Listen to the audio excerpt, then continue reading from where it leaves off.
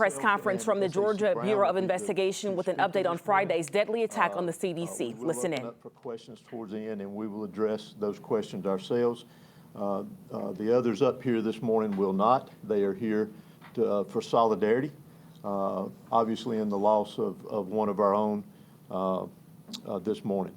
So with that, I will get started, and then, like I said, we'll try to answer some questions towards the end that are pertinent that we can discuss at this point of the investigation.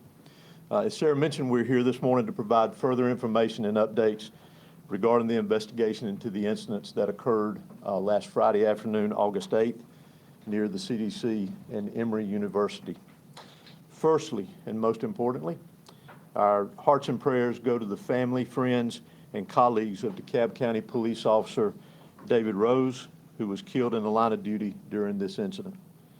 He served with honor, courage, and unwavering dedication. His sacrifice will never be forgotten, and his commitment to protecting others is a profound testament to the very best of the law enforcement profession. Again, our thoughts and prayers go out to his family, his agency, and the community which he served. Our investigation obviously began on Friday afternoon and continued throughout the night into early Saturday morning. And as I mentioned earlier, that investigation continues as we speak through our agents and assisting law enforcement conducting numerous interviews, collecting evidence, and that evidence being analyzed as well. Concerning the shooter in this case, Patrick Joseph White, and as lastly on late Friday evening, his family was fully cooperating with the investigation. Our first encounter with the family came late Friday night into Saturday morning when agents and assisting law enforcement met with the parents at their residence. Here's what we can release at this time regarding the shooter and the circumstances around the investigation to this point. The shooter had no known criminal history. Evidence in this investigation indicates that the shooter had recently verbalized thoughts of suicide, which even led to law enforcement being contacted several weeks prior to the incident. The search warrant executed at the residence of the shooter revealed written documentation that expressed the shooter's discontent with the COVID-19 vaccinations. These documents are currently being examined by GBI certified profilers, and they are being shared, have been shared, and will continue to be shared with the FBI Atlanta field office. Preliminary information from DeKalb County Medical Examiner's Office indicates that Officer David Rose's injuries were caused by one of the shooter's weapons. The shooter died from a self-inflicted gunshot wound. Further forensic testing of the firearms evidence will be conducted by the GBI crime lab. Additionally, over 500 shell casings have been recovered from the crime scene area. A total of 5 firearms, along with other evidence, has been recovered from the scene and will be submitted for further forensic testing. Close to 200 rounds impacted 6 of the CDC. Electronic items seized in the case are undergoing digital forensic examination, and agents have and are continuing to conduct numerous interviews, review video evidence as well that was recovered. Currently, addition to that, our investigation reveals that the rounds fired by the Emory police officer did not strike the subject. The complexity of this investigation requires a great deal of collaboration, which started Friday night and continues to this day, along with information sharing between local, state, and federal law enforcement agencies, many of which are represented here today. We don't anticipate any further updates at this time. However, if anything pertinent is developed concerning this investigation, you will be notified and it will be posted on our website. I'll now call the podium. Thank you, Director. I'm Paul Brown, the Special Agent in charge of the FBI Atlanta Division. Thank you for being here with us today. First, I want to recognize Officer Rose, who responded first on the scene and died a hero protecting his community. Our thoughts and prayers go out to Officer Rose's family, friends, and colleagues. So the FBI responded along with our partners Friday night. And as Director Hosey said, with nearly 500 rounds fired and nearly 200 rounds striking facilities on the CDC campus, that's been a focus of ours. So late into Friday night, members of the FBI SWAT, along with special agents, went through room by room, clearing the facilities on the CDC campus to make sure no one was struck. There was no victims on that campus with many rounds being fired onto the campus. I'm glad to say that everyone was safely evacuated, to include all the children in the daycare, and they're reunified with their families. We then worked with the Atlanta Police Department evidence technicians, the FBI's evidence response team, to document the shots into the facility and continue to assist the investigation. I've made every resource available within the FBI to Director Hosey, the GBI, and our partners to assist this investigation. We'll continue to do so. Thank you. As I mentioned earlier, we know that we have recovered video evidence, continue to examine that. We encourage anybody. We know that there's a lot of cell phones out there, that if there's video evidence that would be pertinent to this investigation, or if they have information that they can provide to the investigation, to please contact us. As you know, that can be done through our tip line at 1-800-597-TIPS or 1-800-597-8477. They can also utilize our See Something, Send Something app that is available on Android and iPhones. You can attach videos to those entries, and it can be anonymous if they so choose. There's a choice there for that. And also on our, it can be submitted online through our website, that we can provide that information if you need it. So at this time, we will open up briefly for some questions. Hey there, Skylar Henry with CBS News. One of the things that we've heard from healthcare workers over the last several days is that they've been concerned about, based off of misinformation, they've been concerned about threats based off of misinformation and disinformation tied to vaccines.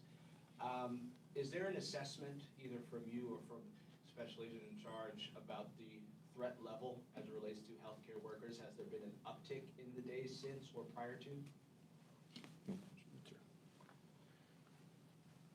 Threats of that nature is always something we take very seriously and we look at. We've not seen an uptick, although any rhetoric that suggests or leads to violence is something we take very seriously. So that's something we're very sensitive to. We're going to respond to quickly should we see it in the future, but although we're tracking it, we're sensitive to it, we have not seen that uptick. Director, you talked a little bit about the investigation so far. I noticed we haven't seen a good picture of the suspect itself. Will you guys be releasing one? And then, because of so many rounds, can you discuss what kind of weapons were used? I know there were probably 2 rifles and a shotgun and some handguns, but that's a lot of rounds. Can you talk about how he was able to put those down in that building, if you don't mind? So, first question with the picture. We'll be sending that picture out later this afternoon. What we do encourage is that the public remembers the face of the officer this next week, especially. I'm not here to publicize the individual, but we do see the importance of that photograph being put out. It will not be on our website, but we will provide it to you here today. Secondly, on the 5 firearms that were recovered, it was a mixture, I believe, of, rifles, a shotgun, and maybe a handgun. I'm not completely sure on that. The majority, I believe, of the shell casings recovered were from a long gun rifle. Were those weapons registered to him or somebody else? Do you know when they were purchased? How, where? Don't know when they were purchased. Thanks to great work and quick work by ATF on Friday and Saturday and over the weekend, it was determined that the weapons belonged to the father. And as we mentioned, he was interviewed over the weekend, but they did belong to the father. Can you give us 200 rounds, I think you said 200 rounds impacting the daycare there. Can you just give us a sense of the proximity of those rounds to people who were there and what level? I'm not sure of the location. How serious this could have been? I'm not sure of the locations of the rounds that were impacted there. And it was, I believe I mentioned it was up close to 200 rounds that impacted 6 different buildings. And the exact locations of where the round struck, I'm not familiar with. Can you give us any more specifics about the evidence you said you found regarding White's discontent with the vaccine, like what that looked like or what we know, if we know anything else? It was, we're basing that off some of the documentation that we recovered. I would describe it as more of a public awareness. There was no direct threat, as I'll refer to it within it, but it was his making the public aware, in his words, of his discontent with the vaccines itself. You suggested that the suspect was on law enforcement's radar in the weeks prior to the shooting. Was that mainly about his own welfare and his suicidal ideations, or was there any indication that he might carry out some sort of violence? Well, we're aware that there were law enforcement contacts made with him prior to it. We know within weeks prior to it. Currently this time, our investigators are getting with the law enforcement that made those contacts and finding out what the details of that were. We know that, according to a law enforcement source, that during the warrant, you guys may have found some medication that he was on. Can you talk about maybe his health makeup just a little bit at this point? Do you have any indications about, was he suffering from any mental health issues that he had medication for? Can we talk about that at all? I can't speak to that at this time. When you said there was some public awareness in the documentation that you found, are you talking about social media posts, or what do you mean by that? No, just basically the overall content of one of the documents was more of wanting to make the public aware of his distrust of the vaccines. It was one of the 911 calls where it sounded like it came from his father that he had spoken to a specific officer before. Was that with the CDC or Emory? And I mean, did they have this man's name on their radar before this? Not to my knowledge. I've not heard the 911 call, but I'm sure we will at some point and dig into that and see where it is pertinent to the investigation. But I apologize. Is there protocol in place when someone has suicidal ideations to restrict them from being able to access weapons, or how was he able to access them? So all indications in our investigation was that they were secured and that he forced his way into the safe that contained the weapons. A lot of CDC employees are worried about returning back to the building. They're working from home mostly this week, but are there any plans to work with them to up security in the area, or has there been a conversation about what that looks like moving forward? Well, Paul may have more to add to that, but I know at our level, we are in communication with CDC security, providing them any information that they need concerning now and in the present for security purposes, and we'll continue to do that with them. Anything to add to that? That's right. And we'll work with them on doing a threat assessment to their facility. And certainly, if we become aware of any threats to their personnel or their campus, we'd make them aware of that and take steps to protect them. I know couple CDC employees asked maybe would there be physical changes to the outside of the building. I don't know if you would even have that in your purview, but could you talk about whether or not there would be any physical changes to maybe either the guard shack or the building that faces the street like this one does? I wouldn't be in a position to answer that for the CDC. They're going through an assessment process now, so that's really a decision based on the results of that assessment. If they come to the conclusion that's necessary, then they take those steps. Can you talk about his arrival to the guard shack and what, if anything, was said and how they turned him away? I'm not familiar with the exact path taken that day. The majority of the crime scene that we examined was specifically in the intersection around the CVS pharmacy. What about Officer Rose's arrival on scene? Did he have the chance to even get out of the car, or was he ambushed as soon as he arrived? I'm not going to go into the details of that at this time. It's enough to know that Officer Rose was doing his job and encountered gunfire, and unfortunately, he passed as a result of that. I apologize. When you said that there were documents where he said he wanted to make the public aware of PD trust vaccines, what do you mean by document? Is there a letter or a memo, or you said it wasn't social media? It was a writing. Yeah. If the weapons were secure in a safe, did he have a key to the safe? Did he No. get a key? Did he break in? How did he get it? He broke into it. Can you clarify where he was shooting from, the suspected gunman, in terms of the CDS? How high up and? Again, the majority of the crime scene that we examined was in that intersection close to the corner by CBS. One more question. Was he firing anywhere else besides the CDC building that, from your knowledge, was firing at anywhere else in the area inside CBS? Besides, I'm sorry. Was he firing anywhere else besides exactly at those CDC buildings? Were there shots inside the CBS? Can you explain that? All I can tell you there is the majority of the rounds in that direction we know struck the buildings. And past that, I'm not sure. Thank you for being here today. This concludes our news conference. Thank you. Thank you. All right, there we have it. We just heard there from Chris Hosey, the director of the GBI, along with the special agent in charge here in the Metro Atlanta area for the FBI. A lot of new information coming out following Friday's deadly shooting there at the CDC. We did have some glitches there. I just want to give you a recap because there is so much new information that we're bringing together for you. We do understand that the suspect, 30-year-old Patrick White, didn't have any history, run-ins with law enforcement whatsoever, but there have been multiple 911 calls to his family's home there in Kennesaw over the last couple of years, including one in recent months for thoughts of suicide.